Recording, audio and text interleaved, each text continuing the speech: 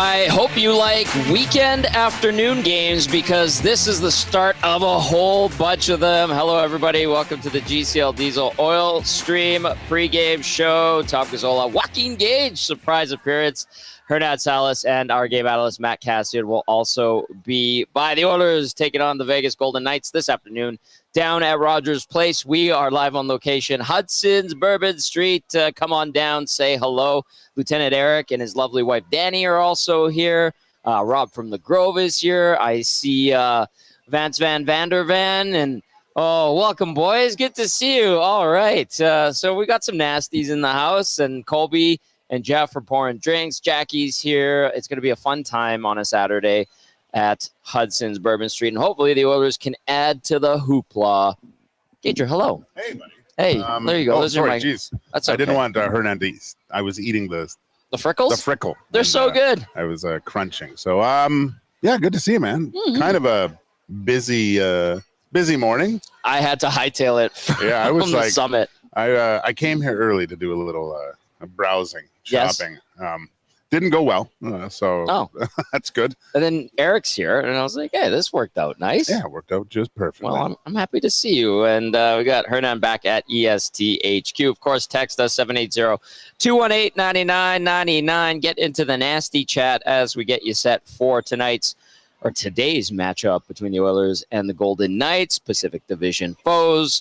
Of course, GCL Diesel, providers of the best diesel engine components around, from turbochargers to ejectors, fuel pumps to sensors. They are the critical engine component experts, proud to serve Edmonton and Northern Alberta for over 50 years. The 17-10-2 Oilers taking on the 19-7-3 Vegas Golden Knights. Boys, I want to ask you this first. How are you doing after yesterday's Christmas party? I heard I was getting chirped really hard after. Belzy said that I was getting the chirps. Nanso, how you holding up, and why? Why are you guys mocking me? Much better now with my cafecito, my little coffee. Cafecito. Yeah, fun night. A lot of drinks were had. I didn't realize I was that good at bowling, so kudos to me. I was the first overall pick, and Dusty. No way. I did not disappoint Dusty. So yeah, I surprised myself. I was damn good, boys. Well done. You didn't make it up to bowling, did you? No, I had prior commitments. I Right. had to change everything around just to make dinner. So, yeah. Was I getting chirped too, Hernan? No. Everybody was me? cool, but Gazzola was the topic of conversation. Oh my God! Of course, like I can't get away from it. I chirp this, can't do that. Try to appease everybody. I did run into Belzy on my way out, and I had a little bit of time, so we stopped by here. Let everyone know that we're doing the show. We're like, hey, we're coming into it. We're like, oh, okay, we'll be ready to go. And here we are. So the Oilers and the Vegas Golden Knights. Cass will be joining us in, I don't know, like 5 or 6 minutes. He is taking his daughter to the game. So nice. Good to have him back. Good to have Gager here. And Rick, I haven't had a chance to say hi to him. I just saw him and Danny took a picture. Yeah, here we go. So text us 780-218-9999 and then get into the nasty chat. Gager, Hernan, like this is a huge game for both teams, really. And I know the Oilers kind of a measuring stick, or maybe try to reel in the Vegas Golden Knights a little bit. Yeah, I mean, I think on the show all week we've been saying this. This is an important stretch of games, and it's been going quite well so far. And looking at their record, I don't know, Tommy. I think the Oilers are okay in these afternoon games now. Their record is actually better. But again, kind of a weird time. A day of rest. They practiced yesterday, and then I think Hernan was, or it was Reed asking me this, and I hated these types of games just because your whole routine was just completely out of whack. Yeah. And you get up, you don't really know what do I eat? Do I eat the same thing?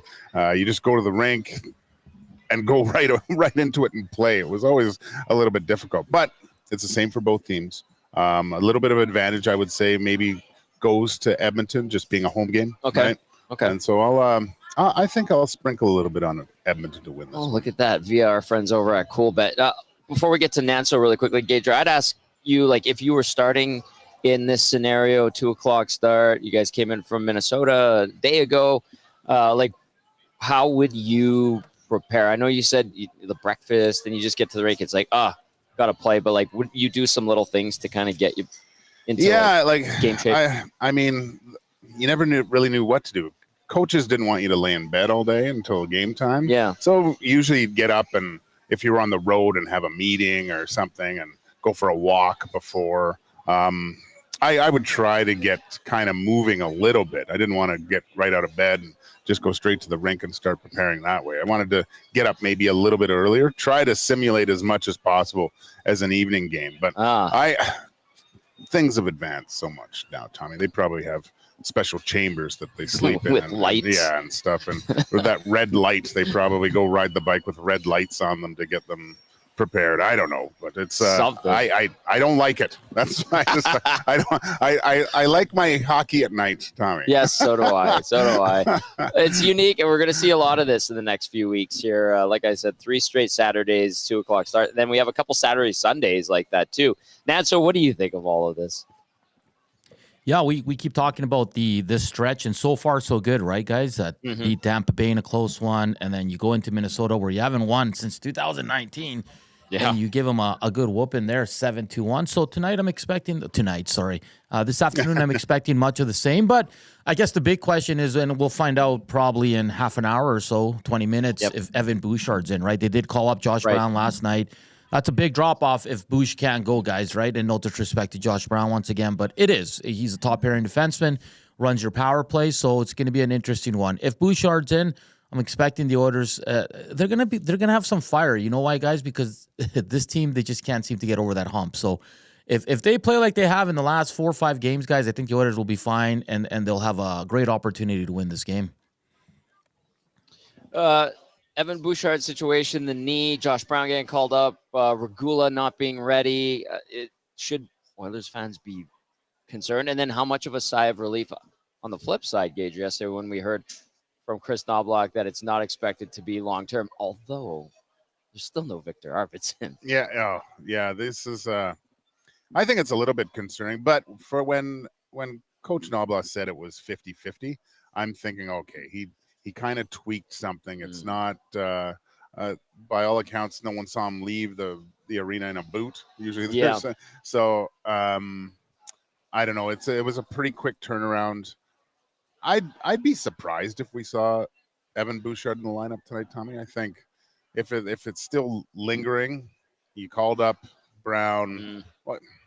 He acquitted himself quite well, I thought, in the last game that they played. Yeah, he had that 3-game window. I know he got that fight, but man, if Brown gets called up and he plays today and Bouchard can't go, I would be concerned that we're going to get a steady dose of Emberson and Stetcher on the right side, and obviously Kulak too, guys. And that might Vegas. They've got depth at forward, and they're going to key in if they get out there against the third pairing. I mean, Bruce Cassidy's got to want to get his guys out there and lick his chops and go attack, boys, because that's a weak third pair, whatever it looks like. Well, that was kind of the reason in practice anyway. You saw Emberson playing with Ekholm, right? So that was the kind of lineups that they were running. I think if you do see that, probably Brown, Kulak, Ekholm, Emberson, Stetcher, Nurse. I would maybe. That's kind of how I would lean. I think we'll see. We'll see in warm up. See in line rushes, but still, this is where you need a little bit of extra help from your forward group, more communication. It's funny, you talk about Bouchard and the defensive side of the puck is sometimes a question, but I really think over the last, handful of games here, his defensive play has gotten a lot better. I think that's a fair statement for sure. Okay. Get those questions in or your thoughts on today's game, what you're feeling. How concerned are you about Evan Bouchard and his status? 780-218-9999. And then get into the nasty chat as well. Hit that thumbs up button. Subscribe if you don't mind. We're on the march to 11,000. Matt Kassian is going to join us shortly here. I'm going to rattle off some lineups for you. This is what we're anticipating from the Oilers. McDavid between Nugent Hopkins and Hyman. Draisaitl between Podkolzin and Kapanen. That line had a really good night the other night in Minnesota. The whole team really did, to be honest. Adam Henrique between Janmark and Skinner. They did some good things too, Gager, especially Janmark on the PK. Derek Ryan with Corey Perry and Connor Brown. And then obviously the question mark is Bouchard. So we'll see if Ekholm's with Emberson like he was skating yesterday. Nurse with Stetcher. steady dose of Kulak with Nurse, obviously, and then potentially Josh Brown. As for the Vegas Golden Knights, here's what we're expecting from them.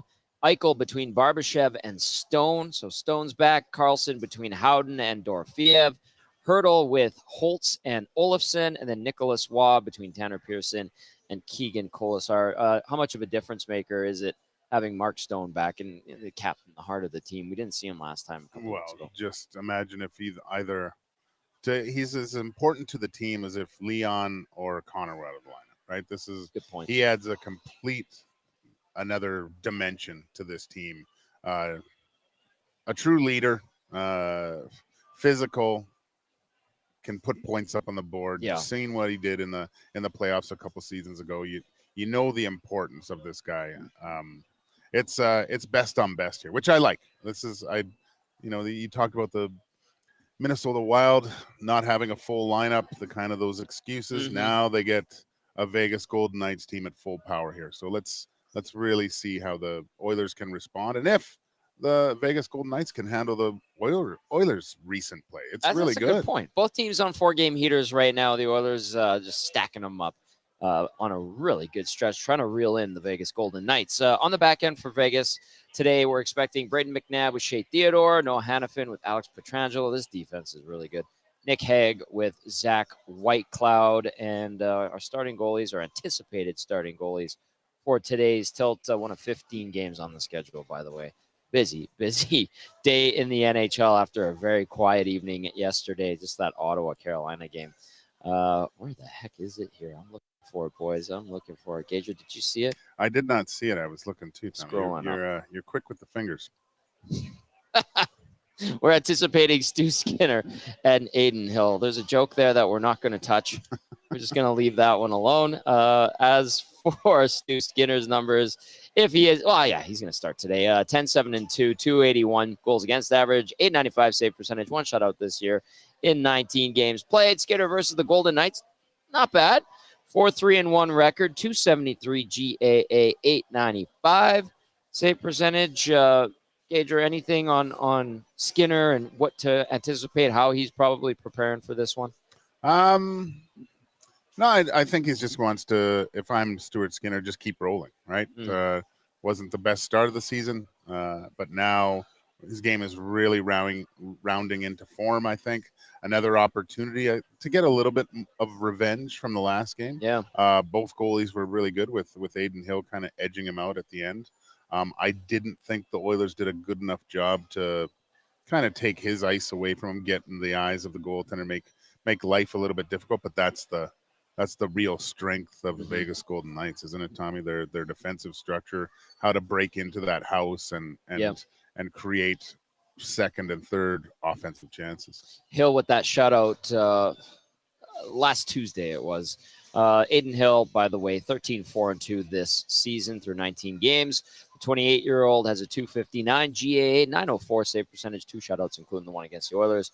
Lifetime versus Edmonton, Hill, 3-2-1 record, 222 GAA, 916 save percentage with 1 shutout. If anything changes, we will let you know. We'll keep tabs on Evan Bouchard when the teams hit the ice for warm-up. All right, Matt Kassian is ready to rock. You got Joaquin Gage, Tom Gazzola live on location, Hudson's Bourbon Street, and Hernan Salas is at ESTHQ. It is time now for Game Changers, brought to you as always by Damon Bunting Remax League. Damon Bunting, consistent top producing realtor in Greater Edmonton and among Western Canadian Remax realtors. He and his team would love to help you find that right home or make the move from your current home. Check him out, DamonBunting.com, or visit his Instagram at Damon Bunting Real Estate. Where are you coming at us from, Cass? Good to have you back, by the way. Welcome home. Yeah. Welcome. It's good to be back. We're coming to you outside the Alumni Lounge in the rink. I decided since it was an afternoon game, it'd be a good time to bring my middle daughter to her first NHL game. So just kind of running around with her and finding a quiet spot in the corner of the rink here to do this, which is fun. I'm happy to be back. Well, it's good to have you back. You got Gager here. He's having some freckles. And Lieutenant Eric's also close by, as well as his lovely wife, Danny. Let's begin this with point number 1 of Game Changers. Gager, I'll let you do the honors. Game Changers number 1, Cass. 2 heaters. Yeah, 2 heaters. 2 teams on 2 heaters. 4-game win streaks for both the Edmonton Oilers and the Vegas Golden Knights coming into this one. A battle in the Pacific Division. 2 teams that are feeling really good. That Edmonton win was absolutely dominant over the Minnesota Wild. They played incredibly well, and the Las Vegas Golden Knights beat the Winnipeg Jets, who are also a very good team, one of the best in the NHL. So you have 2 teams both wanting to win the division, and for Vegas to stay on top and to extend their point lead, and for Edmonton to crawl a little bit closer. So, there's lots of confidence heading into this one. We saw a tight game between Edmonton and Vegas not too long ago, where there wasn't a ton of chances, wasn't a lot of loose pucks and opportunities out there. I have a feeling it could be a similar type of game tonight, with the difference being for both Edmonton and for Vegas, both teams are playing incredibly confident. Edmonton 10 wins in its last 15 games. You talk about that confidence. This is kind of like a collision course. Cass, do you think it's going to be a low-scoring affair like we saw last week, or do you think that we might actually get some action at both ends and some twine being tickled finally? I kind of feel like it's going to be low-scoring until something happens. Like it's going to be a low-event game until someone scores, and then that just might blow everything open. And even in that low-scoring game, I think it was until the second period, you had like little flashes where it's be like 1 or 2 shifts in a row. You just kind of see that end-to-end action where things break down really quickly, and then everyone kind of takes a deep breath and pulls it back together and plays tight again. And I have a feeling that's probably the type of game you're going to see. There might be one mistake or one chance at one end, and you could have a quick chance the other way, and then both teams are really going to try to tighten up and play good defense and not be the team that makes that big mistake. All right, that was point number 1 on Game Changers. 2 heaters, Oilers and Golden Knights, 4-game winning streaks coming into this one. One of those will end today. Point number 2, Cass, Stone Cold. Yeah, Mark Stone, my old teammate, back in the lineup for the past couple of games. Often injured, often banged up, but a huge part of this team. Even with his time off, still up there in the leaderboard for the Golden Knights, and he's a catalyst for some of the offense in this team. And then they've managed to stay on top of the division and win a lot of hockey games with him out of the lineup, but they are a deeper, better team with him in the lineup. So, he's a guy that can impact the game. He doesn't necessarily control the play. He's not a player that has explosive speed or is overly flashy in his play, but he positionally is incredibly sound, especially in the offensive zone. Puts himself in good spots to score goals, is very dangerous out there, and absolutely a player for the Edmonton Oilers that you want to think about shutting down along with the Jack Eichels of the world if you're hoping to win this hockey game. How do you shut down a player like Stone, Cass? Like you mentioned, he's not the fleetest of foot. A lot of it's a very cerebral player, but is it just trying to get to him early so he can't get in those proper positions? I think it's, it's being cerebral yourself and not overthinking, but playing good defensive hockey. Like, you have to be aware. Probably is the biggest thing. If I was going to sum it up in a word, how do you stop Stone? You are aware of where he is. You have to have the presence of mind to pay attention to where he is, recognize, when he's trying to find a lane, make sure your stick is in the shooting lane, you're taking away his time and space, and that he doesn't get lost, because that's what he'll do. He'll try to float a little bit behind you, catch you drifting, watching the puck a little bit, take 2 steps and find an open lane where, you have to always be aware of where he is in the ice. That, to me, is the biggest thing of shutting down Stone. All right, that was point number 2. Stone Cold Mark Stone is back in action for the Vegas Golden Knights. It is Game Changers, brought to you, as always, by Damon Bunting, Remax Elite, Tom Gazzola, Joaquin Gage, Hernan Salas, and Matt Kassian with you. Cass down at Rogers Place outside the alumni room, taking his daughter to the game. So point number 3, Cass, Boosh bombs. Yeah, Boosh. Little banged up, so we'll have to see. Now, I didn't see it on my way to the building. Have they announced if he's playing or not? I still think it's a game-time decision, but I wanted to double-check. Yeah, I haven't seen anything. Hernan, have you heard anything? Nothing yet. Nothing yet. Okay, so keep tabs on that. I haven't heard anything me neither, either, and I hadn't heard anything here during chatting with a few people, but Evan Bouchard a little banged up for as much as we have maligned him at certain times for some of his defensive play this year. He is another guy that is such a core part of this team. Had a great game against Minnesota, generated a lot of offense, and gets a little bit banged up. Now, we don't know exactly what it is. The team is saying it's not too major of an injury, and he's still 50-50. But regardless of if he plays or if he doesn't play, if he doesn't play, one of those other defensemen has to step up, particularly on the power play. If he does play, what percentage are we going to see Evan Bouchard at? Is it an Evan Bouchard at 90%? Is it at 75%? Is it 95%? Is he going to bring the type of game in a what most likely is going to be an up-tempo game against the Vegas Golden Knights? Is he going to be able to move and execute as he needs to have to success? Because, Evan Bouchard, as we all know, is one of the most important, if not the most important defenseman on this team.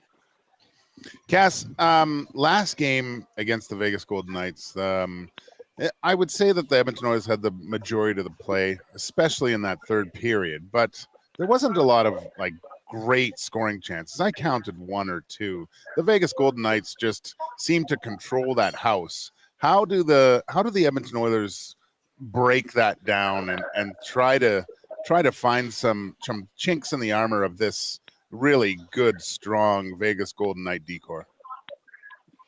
Well, I think one of the big things is when defensemen do have an opportunity to shoot the puck from the point is you get it through that first layer of defense where we saw, to speak more about Evan Bouchard, that game against Vegas where it was, shin pad after shin pad, and not just Bouchard, it was kind of everybody. As you said, Vegas protects that house well, so getting the puck by that first defender is really important. Secondary to that is you have to find a way to work your way inside, and that's difficult to do. Players are big, they're strong. The defenseman for the Vegas Golden Knights, and you have to find a way to tuck inside, to battle inside, even if you get sticked a little bit, and then start creating some space in the middle of the ice. On top of that, in the offensive zone, really important that you don't throw hope plays, trying to go through the box, trying to go through everyone collapsing. If it's not there, don't force it. Try to move the puck side to side, which forces everybody in Vegas to move and shift and then take the puck to the net. And when you get there, you got to arrive in ill will with ill intent.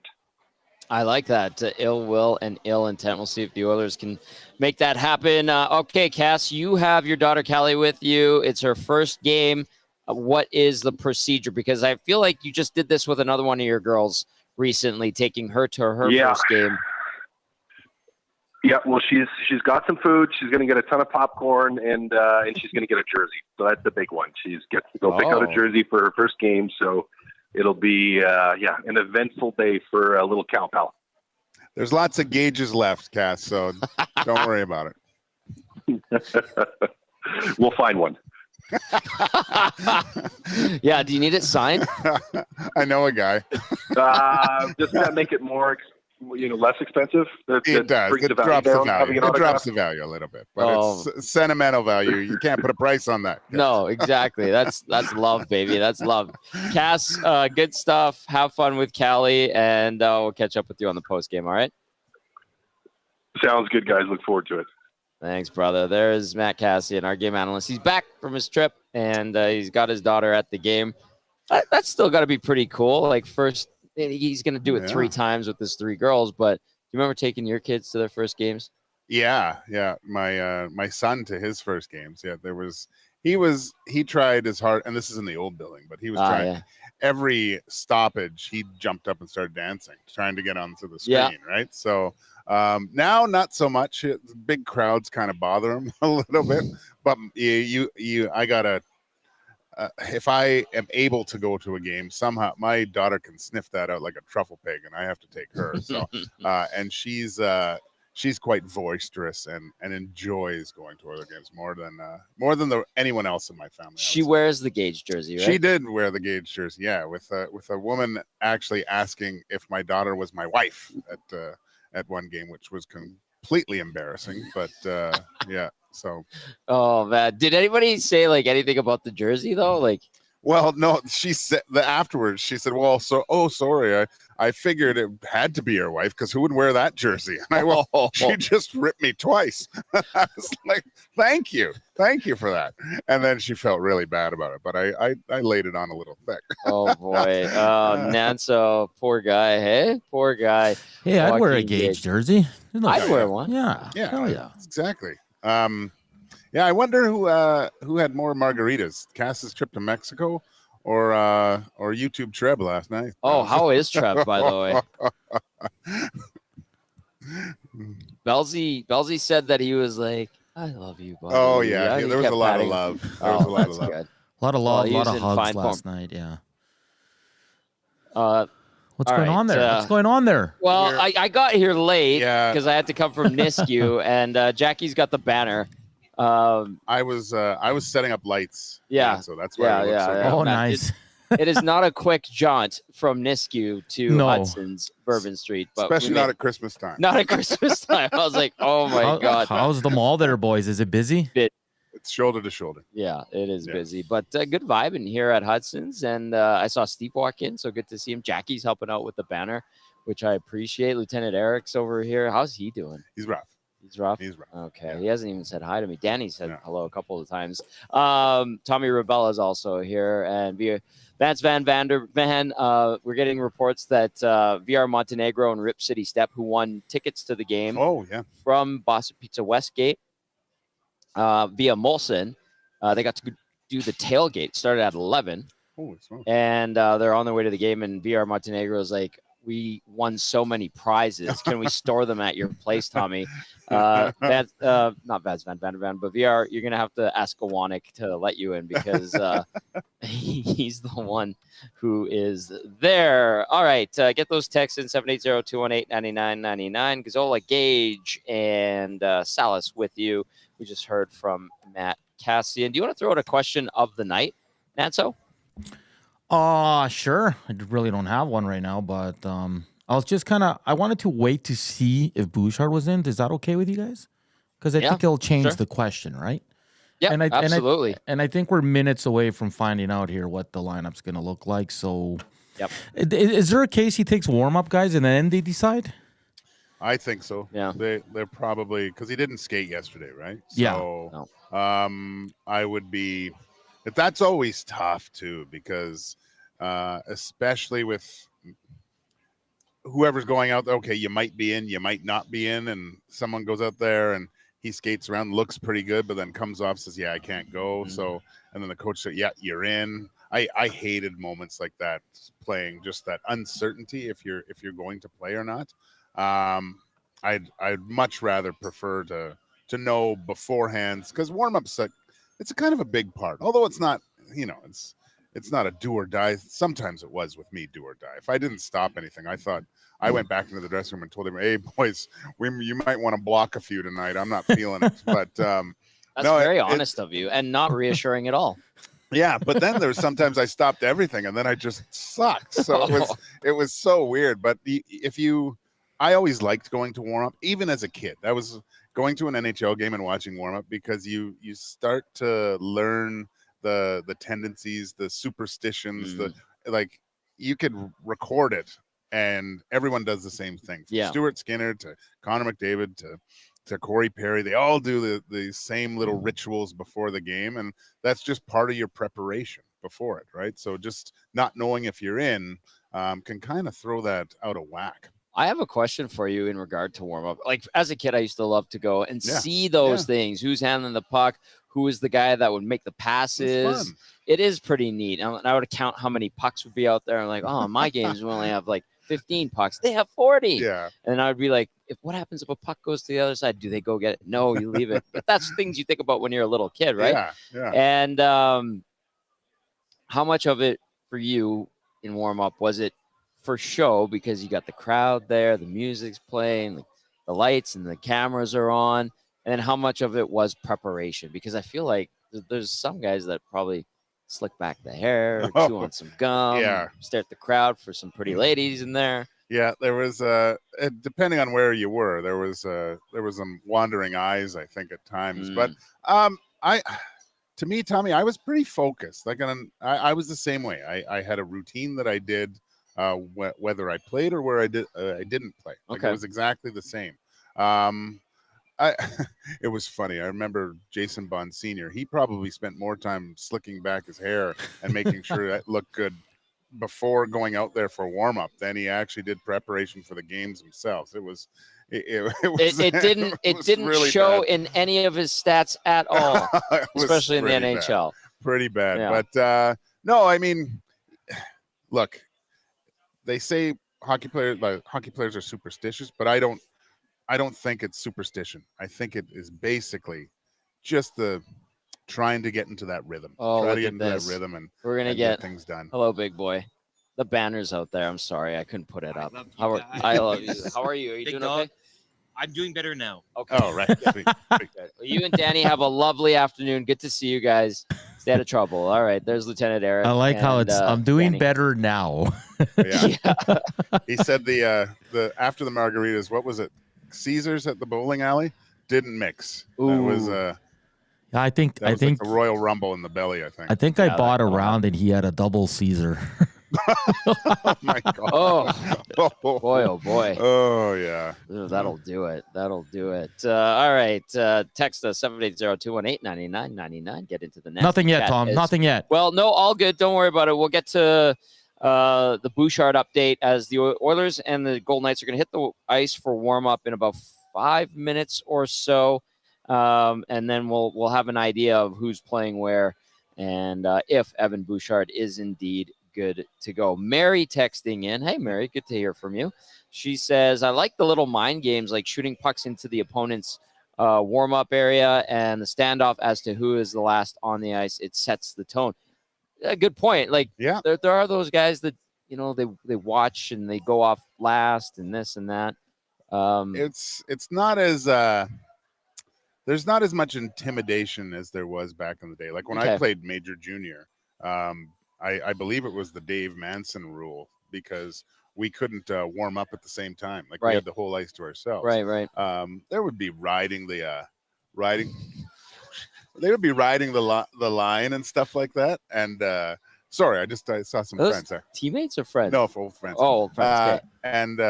So sorry, I lost my whole train of thought. No, the warm up and Dave Manson and Portland. But we'd have guys riding the red line, right? Yes. And kind of shooting pucks. I remember one time Doug Gilmour was stick handling and he was putting it through my legs. And while you were like, while I wasn't playing, but I was stretching out by the red line. Yeah. And I was like, hey, and I go, well, it is Doug Gilmour. You said that, to myself. I'm like, you know what, Doug, you do what you want, I guess. He did don't do it in the game. If you dust off some of the old VHSs, I think it's Rockin' Sock'em 9. He really abuses me in that one. So, yeah, that's that one's good. But did Don Cherry say your name on that one?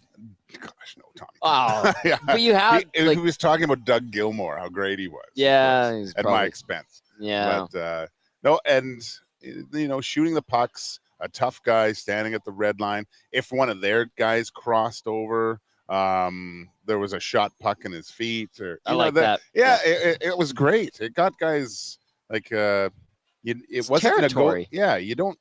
I think sometimes it's like negotiating the peace treaties when I look out there and guys talking. I'm kind of in, and I think it was Don Cherry that he didn't like the fact that all these guys are talking before the games and they're all buddy, right? I like a little animosity. Sure, you know, after the game, your buddies, whatever, you grew up together, go have a beer. But when it's game time, I love it when friends are in each other's faces. And they should be. You guys are on different sides of the equation, different teams, and frenemies in that moment for sure. Did you ever come out for warm up with your mask off? Ooh, did I? I think I did for a bit. Because I thought it was cool, but then it is cool. It is pretty cool. And another question, I can't remember, but I would always watch, especially when the team came out for right before the puck drop, opening faceoff after warm up. Backup goalies would usually have the mask off. Did you have a ritual? Would you go and talk to the starter? Because I remember some guys would like go and talk to Bill Ranford, or they'd like have a little pep talk. And to start the game. Yeah. Yeah, I think I did. Like you'd go and say like, let's go or whatever before. Yeah, I think I always went and touched I don't know if I did it with Billy. He was really superstitious. Yeah. I didn't want to get in his space a little bit more.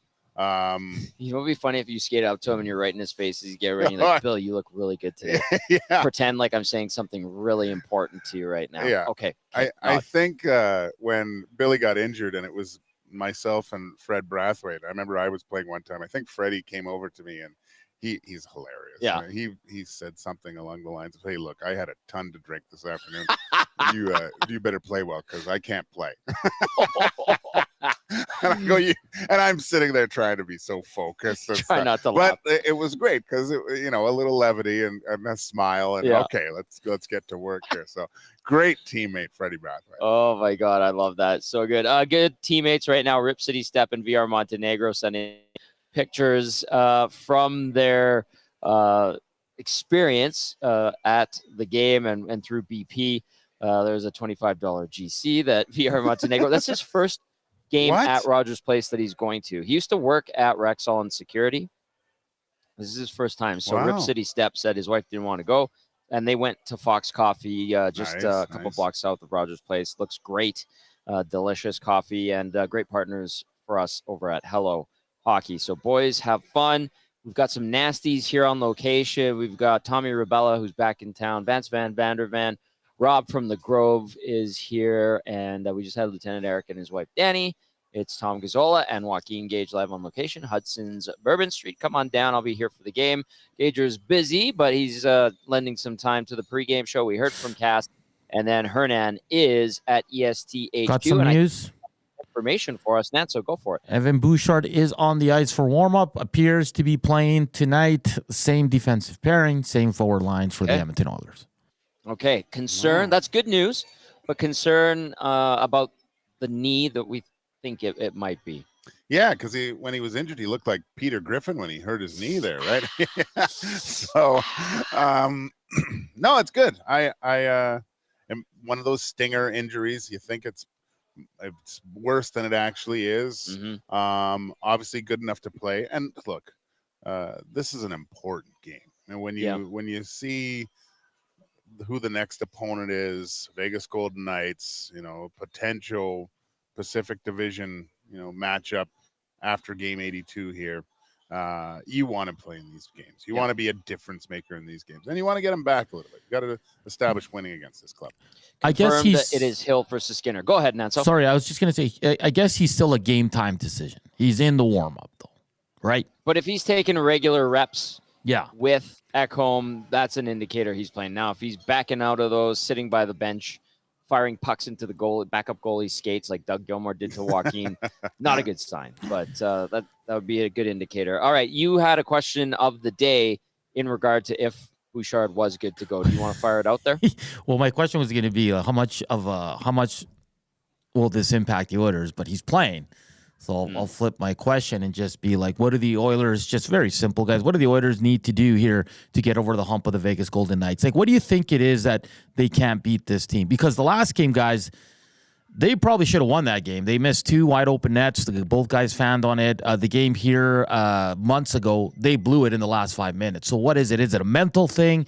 Is it, you know what I mean? Like, what does Vegas have over the Oilers that the Oilers can't get over that hump? Because if they lose tonight, it's a serious question we got to start asking here. Yeah. I'm just going to go, I don't really recall the first game too fun, but the last game, I just think make it a lot more difficult on Adin Hill tonight. That's the key for me. I think there was a noticeable difference after that game to where the areas of the ice that the Oilers went to score goals. You saw them darting through the middles, getting to the front of the net. I thought that Zach Hyman, his positioning is much more reminiscent of what we've seen from him over the past few seasons, right? That camping out on his spot, driving to the net from opposite sides. And they're making good plays, making good passes. I like the taking it behind the net, getting these Vegas Golden Knight defensemen to turn, try to locate guys, and attacking from different angles. It just seemed like way too much perimeter play for me last game against the Golden Knights, and the fact that Adin Hill saw every one of those shots. Yeah, and he's going to stop those unless you get a fluky one or something like that. But Edmonton generally against Vegas, 13-9-2 in the existence of the Golden Knights. That's the Oilers' record, 13-9-2. They've dropped 3 of the last 4 games against Vegas. Before that, Edmonton had won, 4 of 5. So they've had a nice run against the Golden Knights. They, 0 for so far this year. They lost 4-2 at home back on November 6th. They did lose that game in Vegas 1-0 last Tuesday. A chance to atone.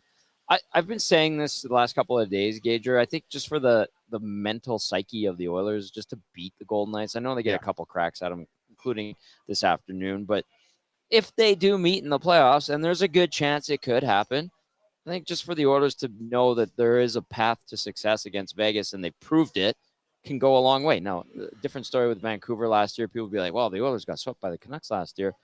But 3 of those 4 games were in the first, I think, dozen of the season. And we know how bad the Oilers were early that last season. Yeah. I mean, both games are going to evolve over the course of the season. Good point. Right? So what we're seeing right now at this time of the year is, I'd say, quite good hockey from both teams. Edmonton's taken the next step. Obviously, you can see by the record the teams that they've played.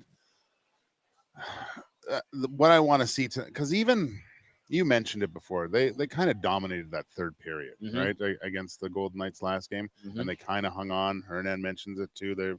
They should have won that game. There was a couple empty nets that were just fluffed on or missed completely. So that obviously changes the outcome. But I want to see the dominance that we've seen Edmonton play at certain times. We saw it against Tampa Bay. We saw it against Minnesota, where they just didn't have an answer. Yeah, they just they were icing the puck, trying to get and some. They just couldn't withstand the pressure that the Edmonton Oilers, and that's what I want to see. If they can really put the Vegas Golden Knights back on their heels, because this is going to be an ebbs and flow game. Like Vegas is going to have their opportunities as well, and let's see what just not breaking, maybe bending a little bit. Right, take the game. That's something that they did against Minnesota that you're talking about, and the crispness of their passes, very sharp the other day, and that's something that you've shed a lot of light on in the last 2 seasons for sure. And I'd like they can do that. That's good. The one thing too, I think, against Vegas is you want to attack quickly. Like, if I remember correctly, there was a lot of like those controlled breakouts. Yeah. If there is a chance to turn and burn, I think that just freezes everything up a little bit more, instead of allowing Vegas to get set up in that really strong defensive structure through the neutral zone and into their own. Yeah, Belzy calls big defensemen sequoias, and the Golden Knights have a bunch of them. All right, it is the GCL Diesel Oil Stream pregame show live on location, Hudson's Bourbon Street. Come on down. Tom Gazzola, Joaquin Gage with you, Hernan Salas back at ESTHQ on a Saturday afternoon. The lineup for the Oilers today: McDavid between Nugent Hopkins and Hyman, Draisaitl with Podkolzin and Kapanen, Henrique between Janmark and Skinner, Ryan centering Perry and Brown. On defense, Ekholm with Bouchard. He is good to go for this one. Nurse paired up with Stetcher, Kulak, and Emerson. Stu Skinner, your starter for the Oil. Adin Hill at the other end of the rink.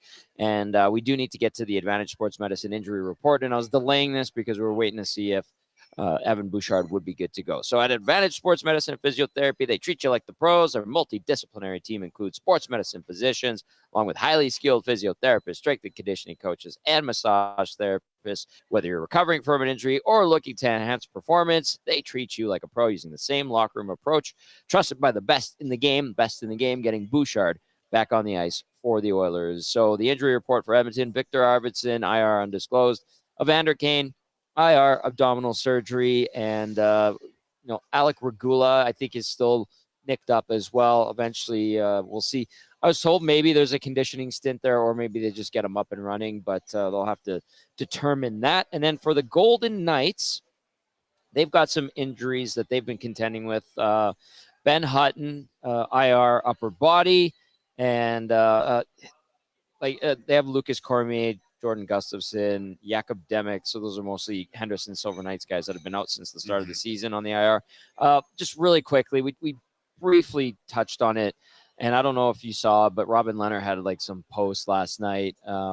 He's listed on the IR. Hip is what they have him under, and obviously the Golden Knights and the NHL coming to agreement to kind of get out from under that contract, but that's tough to see. And I know he's had some mental struggles, so hopefully he gets some help from the PA and whatever the NHL can provide. So that's got to be a tough go. Yeah, and I was kind of keeping an eye on that at the beginning of the year, and like you do have to report to camp to get evaluated. Yeah, right? And from what I don't know if this is completely accurate, Tommy, but from what I gathered, Robert Leonard wanted to come and to go through his medicals. Okay. He wasn't going to, but just something came up with that he wasn't able to get to Vegas in that time. Okay. So, and then the whole kind of narrative of he doesn't want to come or this, what can we do with this contract? So I think it was a molehill and it became a mountain, really, of how it was dealt with. But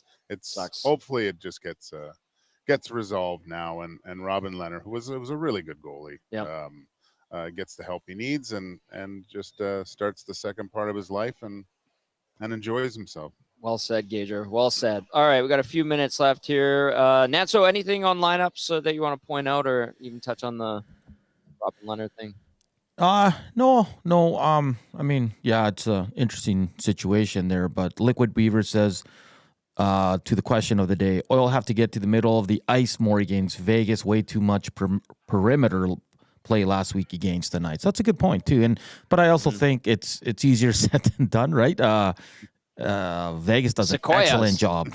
Excellent job. That decor there is solid. So it's going to be interesting to see what they can do from there. Ryan from SAS says Oilers' speed can be a problem for Vegas. Need to find a way to get to the inside in the O-zone.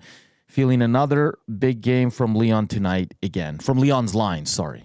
The Wolf says, just tuning in, guys. All I want is Skinner to goalie Vegas. So that means he's outplayed both starters for Team Canada, Four Nations team. Let's go.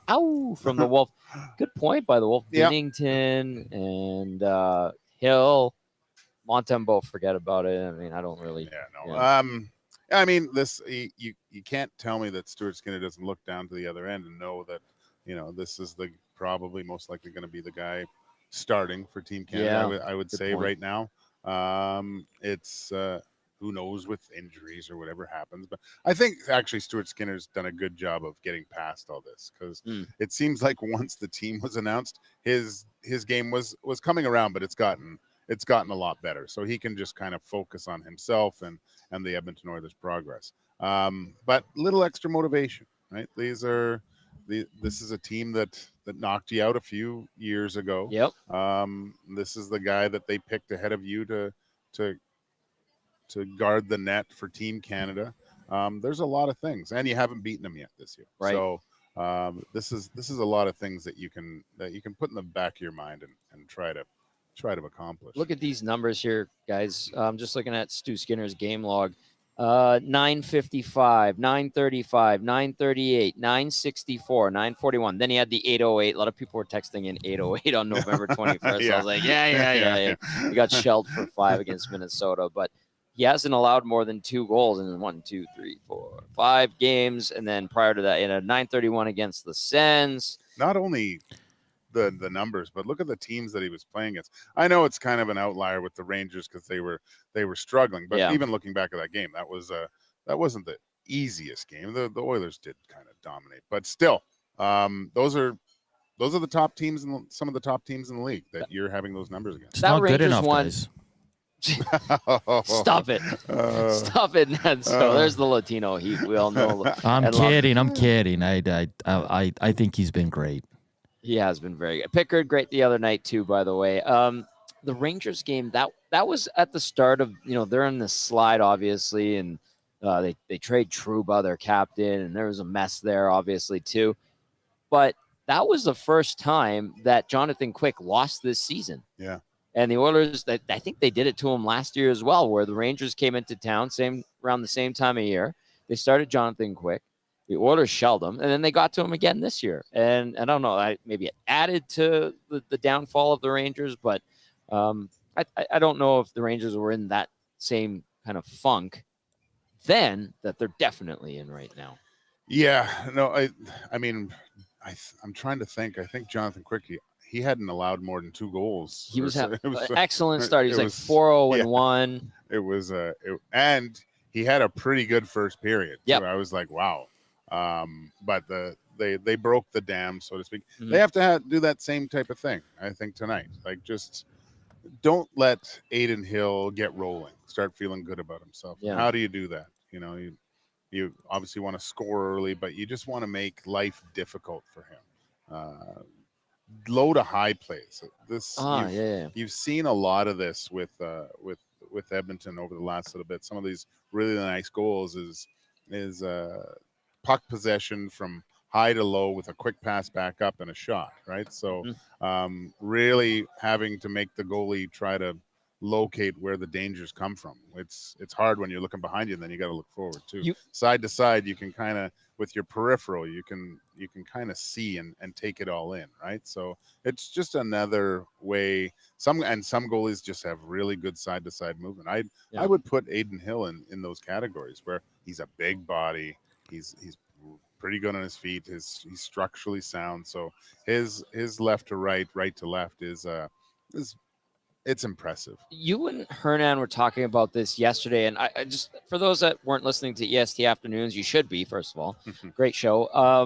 You were talking about some of the goals that were going in on Stu Skinner, and it happens to other goalies too, obviously, but the difference between like a broken play for a goalie or a scramble or second or third shot compared to seeing it and all that, like the mindset and how it changes the reaction, Gager, if you can articulate that again, because I thought what you said was really interesting yesterday. Yeah, so well, we'll just take an example like Mark Stone. You know, he's so crafty and good. Some of those kind of broken plays where maybe it's your own team has full possession of the puck. You make the pass, it hits a stick. There's a quick turnover, a pass, and a shot, and it's in the back of your net. Yeah, you're not expecting that as a goaltender. On a normal, just controlled play into the zone, maybe it's a 3-on-3. You can see where everything's okay. Pass there. If he gets it at that position, there's probably going to be a shot. Right. So you can kind of anticipate that. It's very hard to anticipate scrambly plays, and that's why you see.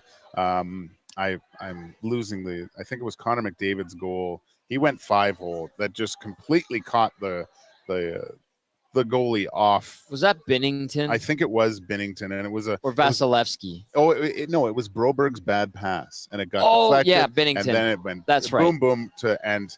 You saw Binnington because he looked just stunned that happened. Yeah. Because Broberg had full control of that puck. Probably for Binnington, he knows he's a reliable D-man and has been making that play 9 times out of 10, and it just seemed like it caught him off guard. So I'd like to see that more from the Oilers, forcing those turnovers and quick transition, right? So it's something that other teams can't prepare for as quick. They're reading and reacting, and that's when you see a lot of the goals going. I really like the way you described that, and I'm glad we bring it up again on this show because I was listening yesterday. I'm like, good point, Gager. Like that, and that's, I think it might open up some eyes for some the way they analyze goals against the Oilers and Stu Skinner specifically. But I like that shedding that type of light on it. So thanks for doing that. Let's go to one last text to Taco. The boys had a bunch of them yesterday. I love the tacos. They're spicy. They're so good. Whew, good stuff last night. Boys, for the longest time, the Oils sucked when they played matinee games. Has this been changing as of late? What's the record in the last few years? Taco, I don't have it like off the top of my head. I think you said it a couple like last year, Tommy, and it's you laid it out. It's actually a lot better than you think, Taco. They've been doing better in these types of games. But you know what? There's no excuse. No. Both teams have to deal with this. Edmonton being at home, I think being at home for these types of games earlier, I think benefits the home team a little bit more, just being at home and having that kind of routine instead of sitting in a hotel, laying in a bed. And it's weird. just awkward. Yeah. It's awkward to have an early game and going for breakfast and basically walking across the catwalk to the rink. Yeah, I remember some games where there'd be a matinee, and it's like, oh, this is the only time these are good is when it's over, Tommy. Touche. Well, guess what? This show's over. It's been a lot of fun. Nanso, any final thoughts from you? No, looking forward to the game. It's going to be a good one, and happy Bouchard's playing. So, okay, are you coming down here to Hudson's Bourbon Street? Probably not. Oh, okay. Well, he's going to go for a nap, a little siesta. He's going to recover. Anyway, that's going to do it for the GCL Diesel Oil Stream pregame show. Gager, thank you so much. Hey, no worries. Absolutely fantastic to have you hop on. A big thank you to Tommy Ravella, Vance Van Vandervan, Rob from the Grove here on site. VR Montenegro and Rip City Step, congrats on winning those tickets. And have a lot of fun. To everybody watched and listened, we appreciate you. Thank you as always. For Matt Kassian, Joaquin Gage, and Hernan Salas, I'm Tom Gazzola saying enjoy the Oilers and the Knights. We'll see you on the post-game show. Ciao for now.